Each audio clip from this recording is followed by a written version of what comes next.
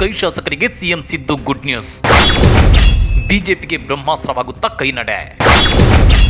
ಎಲೆಕ್ಷನ್ಗೆ ಕಾಂಗ್ರೆಸ್ ಹೊಸ ಪ್ಲಾನ್. ಲೋಕಸಭಾ ಚುನಾವಣಾ ಹೊಸ್ತಿಲಲ್ಲಿ ರಾಜ್ಯದ ಕಾಂಗ್ರೆಸ್ ಶಾಸಕರಿಗೆ ಸಿಎಂ ಸಿದ್ದರಾಮಯ್ಯ ಗುಡ್ ನ್ಯೂಸ್ ಕೊಟ್ಟಿದ್ದಾರೆ. ಆ ಗುಡ್ ನ್ಯೂಸ್ ಕೇಳಿ ಬಿಜೆಪಿ ಮತ್ತು ಜೆಡಿಎಸ್ನ ಶಾಸಕರು ಹತಾಶಗೊಂಡಿದ್ದಾರೆ.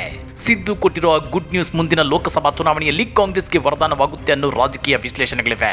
ಹಾಗಾದ್ರೆ ಏನದು ಸಿಎಂ ಸಿದ್ದರಾಮಯ್ಯ ಕಾಂಗ್ರೆಸ್ ಶಾಸಕರಿಗೆ ಕೊಟ್ಟಿರುವ ಗುಡ್ ನ್ಯೂಸ್ ಅಂದ್ರ ಅದನ್ನ ಡೀಟೇಲ್ ಆಗಿ ತೋರಿಸ್ತೀವಿ. ಆದ್ರೆ ಅದಕ್ಕಿಂತ ಮೊದಲು ಹಲೋ ಕನ್ನಡ ಯೂಟ್ಯೂಬ್ ಚಾನಲ್ ಅನ್ನು ಸಬ್ಸ್ಕ್ರೈಬ್ ಮಾಡ್ಕೊಳ್ಳಿ. ಹಾಗೇನೇ ಪಕ್ಕದಲ್ಲಿರೋ ಬೆಲ್ ಬಟನ್ ಅನ್ನು ಪ್ರೆಸ್ ಮಾಡಿ. ರಾಜ್ಯದಲ್ಲಿ ಕಾಂಗ್ರೆಸ್ ಸರ್ಕಾರ ಅಸ್ತಿತ್ವಕ್ಕೆ ಬಂದು 8 ತಿಂಗಳಾಗಿದೆ. ಈ 8 ತಿಂಗಳಲ್ಲಿ ನಿರೀಕ್ಷಿತ ಪ್ರಮಾಣದಲ್ಲಿ ಸ್ವಪಕ್ಷದ ಶಾಸಕರಿಗೆ ಅನುದಾನ ಸಿಕ್ಕಿಲ್ಲ. ಇದರಿಂದ ಕೈ ಶಾಸಕರು ಬಹಿರಂಗವಾಗಿ ಅಸಮಾಧಾನವನ್ನು ಹೊರಹಾಕಿದ್ರು. ಹೀಗಾಗಿ ಸಿಎಂ ಸಿದ್ದರಾಮಯ್ಯ ತಮ್ಮ ಶಾಸಕರಿಗೆ ತಲಾ 25 ಕೋಟಿ ರೂಪಾಯಿ ಅನುದಾನ ನೀಡೋ ಗುಡ್ ನ್ಯೂಸ್ ಕೊಟ್ಟಿದ್ದಾರೆ. ಹಾಗಾದ್ರೆ ರಾಜ್ಯ ಕಾಂಗ್ರೆಸ್ನ ಈ ನಡೆ ಜೆಡಿಎಸ್ ಮತ್ತು ಬಿಜೆಪಿಗೆ ಬ್ರಹ್ಮಾಸ್ತ್ರವಾಗುತ್ತಾ? ಅನುದಾನ ಬಿಡುಗಡೆ ಮಾಡಿ ರಾಜ್ಯ ಕಾಂಗ್ರೆಸ್ ಲೋಕಸಭಾ ಚುನಾವಣೆಯಲ್ಲಿ ಹೆಚ್ಚು ಸೀಟುಗಳನ್ನು ಗೆಲ್ಲಲು ಸಾಧ್ಯವಾಗುತ್ತಾ ಅನ್ನೋ ಚರ್ಚೆಗಳು ಮುನ್ನೆಲೆಗೆ ಬಂದಿವೆ. ನಿಮಗೆ ಗೊತ್ತಿರಲಿ, ಭಾರಿ ಬಹುಮತದೊಂದಿಗೆ ಅಧಿಕಾರಕ್ಕೆ ಬಂದ ಕಾಂಗ್ರೆಸ್ ಸರ್ಕಾರದ ಬಗ್ಗೆ ರಾಜ್ಯದ ಜನರಿಗಷ್ಟೇ ಅಲ್ಲ, ಕಾಂಗ್ರೆಸ್ ಶಾಸಕರಿಗೂ ಭಾರಿ ನಿರೀಕ್ಷೆ ಇತ್ತು. ಸುಮಾರು 4 ವರ್ಷಗಳ ತರುವಾಯ ಪಕ್ಷ ಅಧಿಕಾರಕ್ಕೆ ಬಂದಿದ್ದರಿಂದ ಆರಂಭದಲ್ಲಿ ಒಂದಿಷ್ಟು ಕೆಲಸ ಕಾರ್ಯ ಕೈಗೊಂಡು ಜನರಲ್ಲಿ ಭರವಸೆ ಹುಟ್ಟಿಸುವ ಉಮೇದಿನಲ್ಲಿದ್ದರು.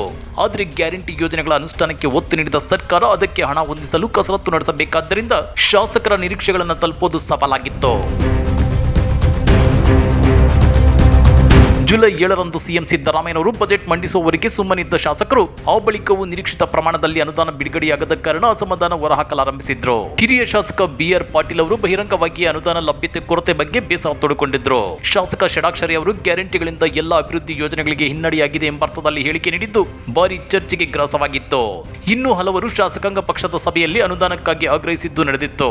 ಹೀಗಾಗಿ ಕಳೆದ ಡಿಸೆಂಬರ್ನಲ್ಲಿ ಬೆಳಗಾವಿಯ ಅಧಿವೇಶನದ ವೇಳೆ ಶಾಸಕಾಂಗ ಪಕ್ಷದ ಸಭೆ ಕರೆದಿದ್ದ ಸಿಎಂ ಸಿದ್ದರಾಮಯ್ಯ ಶಾಸಕರಿಗೆ ವಿಶೇಷ ಅನುದಾನ ಬಿಡುಗಡೆ ಮಾಡೋದಾಗಿ ಘೋಷಿಸಿದ್ರು.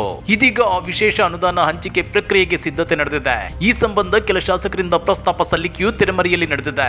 ಲೋಕಸಭಾ ಚುನಾವಣೆ ಸಮೀಪಿಸುತ್ತಿರೋದು ಹಾಗೂ ನೀತಿ ಸಂಹಿತೆ ಜಾರಿಯಾದರೆ ಅಭಿವೃದ್ಧಿ ಕಾರ್ಯಗಳಿಗೆ ಹಿನ್ನಡೆಯಾಗಬಹುದು ಅನ್ನೋ ಕಾರಣಕ್ಕೆ ಶೀಘ್ರವೇ ವಿಶೇಷ ಅನುದಾನ ನೀಡಲು ಸಿದ್ಧತೆ ನಡೆಸಿರುವುದು ಕುತೂಹಲ ಮೂಡಿಸಿದೆ. ಈ ಬೆಳವಣಿಗೆ ಬಿಜೆಪಿಯ ಹೋರಾಟಕ್ಕೆ ಹೊಸ ಅಸ್ತ್ರ ಸಿಕ್ಕಂತಾಗಿತ್ತು. ಕಾಂಗ್ರೆಸ್ ಶಾಸಕರೇ ಅನುದಾನ ಸಿಗುತ್ತಿಲ್ಲ ಅಂತ ಆರೋಪಿಸುತ್ತಿರುವಾಗ ಬಿಜೆಪಿ ಜೆಡಿಎಸ್ ಶಾಸಕರಿಗೆ ಅನುದಾನ ನಿರೀಕ್ಷಿಸುವುದಾದರೂ ಎಲ್ಲಿ ಅಂತೇಳಿ ಪ್ರತಿಪಕ್ಷಗಳು ಹೇಳಲಾರಂಭಿಸಿದ್ವು. ಆ ಮೂಲಕ ಗ್ಯಾರಂಟಿಗಳ ಜಾರಿಯಿಂದ ಸರ್ಕಾರ ಆರ್ಥಿಕವಾಗಿ ದಿವಾಳಿಯಾಗಿದೆ ಅಂತ ಆರೋಪಿಸಲಾರಂಭಿಸಿದ್ವು.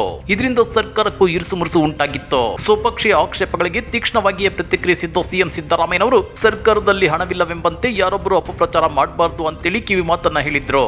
ಆ ಬಳಿಕವಷ್ಟೇ ಇಂತಹ ಹೇಳಿಕೆಗೆ ಕಡಿವಾಣ ಬಿದ್ದಿತ್ತು. ಇದೀಗ ಕಾಂಗ್ರೆಸ್ ಶಾಸಕರಿಗೆ 25 ಕೋಟಿ ರೂಪಾಯಿ ವಿಶೇಷ ಅನುದಾನ ಹಂಚಿಕೆಗೆ ಸಿದ್ಧತೆ ನಡೆದಿದೆ.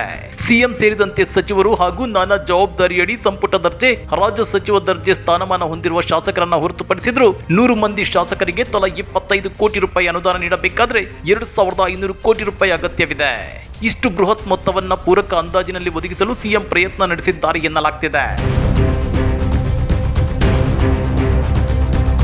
ಇನ್ನು ಸಿಎಂ ಸಿದ್ದರಾಮಯ್ಯ ತಮ್ಮ ವಿವೇಚನಾ ಅಧಿಕಾರ ಬಳಸಿ ಅಭಿವೃದ್ಧಿ ಕಾರ್ಯಗಳಿಗೆ ಅನುದಾನ ನೀಡೋದು ವಾಡಿಕೆ. ಬಿಜೆಪಿ ಜೆಡಿಎಸ್ ಶಾಸಕರಿಗೆ ಅನುದಾನ ಹಂಚಿಕೆ ಕೂಡ ಸಿಎಂ ವಿವೇಚನಾಧಿಕಾರಕ್ಕೆ ಬಿಟ್ಟಿದ್ದು. ಯಾಕಂದ್ರೆ ಹಿಂದಿನ ಸರ್ಕಾರದಲ್ಲಿ ಬಿಜೆಪಿ ಶಾಸಕರಿಗೆ ಹೆಚ್ಚಿನ ಪ್ರಮಾಣದಲ್ಲಿ ವಿಶೇಷ ಅನುದಾನ ಹಂಚಿಕೆಯಾಗಿತ್ತು. ಅಧಿಕಾರದಲ್ಲಿರುವ ಪಕ್ಷ ತನ್ನ ಶಾಸಕರಿಗೆ ವಿಶೇಷ ಅನುದಾನ ನೀಡೋದು ಸಹಜವಾಗಿ ನಡೆದುಕೊಂಡು ಬಂದಿದೆ. ಈಗಾಗಲೇ ಶಾಸಕರಿಂದ ಪ್ರಸ್ತಾಪ ಸಲ್ಲಿಕೆ ಪ್ರಕ್ರಿಯೆ ಶುರುವಾಗಿದೆ ಎನ್ನಲಾಗುತ್ತಿದೆ. ಈ ಮಧ್ಯೆ ಲೋಕಸಭಾ ಚುನಾವಣೆ ಸಮೀಪಿಸುತ್ತಿದ್ದು ಸಿದ್ಧತೆಗಳು ಚುರುಕಾಗಬೇಕಿದೆ. ಜೊತೆಗೆ ಚುನಾವಣೆ ನೀತಿ ಸಂಹಿತೆ ಜಾರಿಗೂ ಮೊದಲೇ ಒಂದಿಷ್ಟು ಕೆಲಸ ಕಾರ್ಯ ಕಾಮಗಾರಿಗಳಿಗೆ ಚಾಲನೆ ನೀಡುವುದು ಸರ್ಕಾರಕ್ಕೆ ಅನಿವಾರ್ಯವಾಗಿದೆ. ಹಾಗಾಗಿ ಸ್ವಪಕ್ಷೀಯರಿಗೆ 25 ಕೋಟಿ ರೂಪಾಯಿ ಹಂಚಿಕೆ ಪ್ರಯತ್ನ ನಡೆದಿದೆ. ಆ ಮೂಲಕ ಶಾಸಕರು ಲೋಕಸಭಾ ಚುನಾವಣಾ ಸಿದ್ಧತೆಯಲ್ಲಿ ಸಕ್ರಿಯರಾಗುವಂತೆ ಮಾಡುವ ಲೆಕ್ಕಾಚಾರವೂ ಇದ್ದಂತಿದೆ. ಈ ಬಗ್ಗೆ ನೀವೇನಂತೀರಾ? ಕಮೆಂಟ್ ಮಾಡಿ, ವಿಡಿಯೋ ಲೈಕ್ ಮಾಡಿ, ಶೇರ್ ಮಾಡಿ. ಇಂಥ ಮತ್ತಷ್ಟು ರೋಚಕ ರಾಜಕೀಯ ಸುದ್ದಿಗಳನ್ನ ಮಿಸ್ ಮಾಡದೆ ನೋಡಬೇಕು ಅಂದ್ರೆ ಹಲೋ ಕನ್ನಡ ಯೂಟ್ಯೂಬ್ ಚಾನಲ್ ಅನ್ನ ಸಬ್ಸ್ಕ್ರೈಬ್ ಮಾಡ್ಕೊಳ್ಳಿ.